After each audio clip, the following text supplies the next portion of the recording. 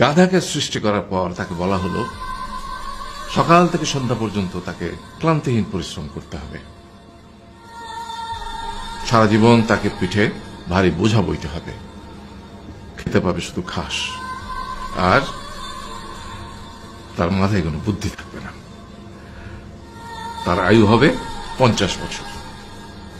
গাধা করজোড়ে সৃষ্টিকর্তাকে বলল, আমি এত বছর বাঁচতে চাই না, আমাকে 20 বছর আয়ু দেওয়া হোক। সৃষ্টিকর্তা সেটাই মঞ্জুর করলেন। কুকুরকে যখন সৃষ্টি করা হলো তখন তাকে বলা হলো যে সে হবে মানুষের সবচেয়ে বড় বন্ধু, কিন্তু সে খাবে মানুষের উচ্ছিষ্ট, এবং তার আয়ু হবে 30 বছর। কুকুর সৃষ্টিকর্তাকে বলল, আমি এত বছর বাঁচতে চাই না, আমাকে 15 বছর আয়ু দেওয়া হোক। সেটাই মঞ্জুর করা হলো। এরপর বানরকে বলা হলো, তুমি শুধু গাছের এ ডাল থেকে ও ডালে ঝুল খাবে এবং নানান রকম ফন্দি ফিকির করে মানুষকে আনন্দ দিবে, তোমার আয়ু হবে 20 বছর। মানুষ বলল, আমি 20 বছর বাঁচতে চাই না, আমাকে 10 বছর দেওয়া হোক। সেটাই মঞ্জুর করা হলো। এবার এলো পুরুষ মানুষের পালা।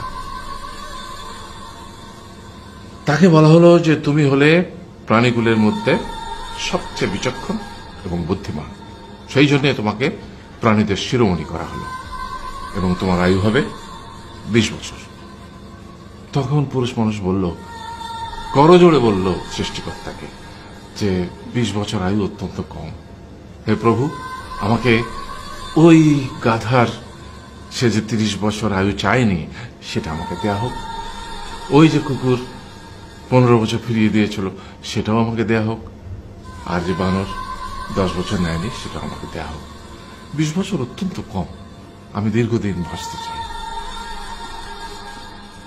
সৃষ্টিকর্তা সেটাও মঞ্জুর করলেন। তারপর কি হলো?